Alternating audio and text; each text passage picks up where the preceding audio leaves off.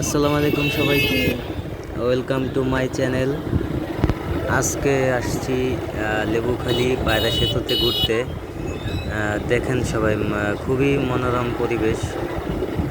মানে পরিবেশটা খুবই সুন্দর আর অনেক মনোরম লাগতেছে, সবাই দেখেন।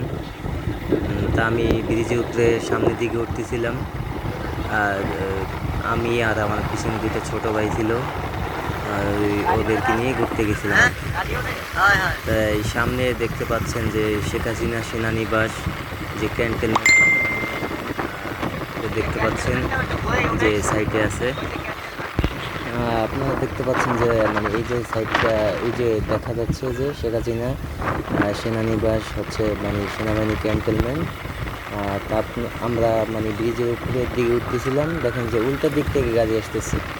আমি মানে এটাই মাথা ধরে না যে ওই সাইডে একটা লেন থাকতে এই উল্টা দিক থেকে কেন আসবে। এটা তো মানে ঠিক না, তারা মানতেছে না। ট্রাফিক ছিল এখানে, ট্রাফিক আইন মানতেছিল না। সবাইকে বলবো যে ট্রাফিক আইন মেনে চলুন।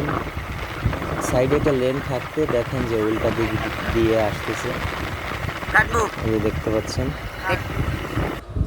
তা আমি আবার ব্রিজের উপরে দিয়ে আবার নিচে নামতেছিলাম, তখন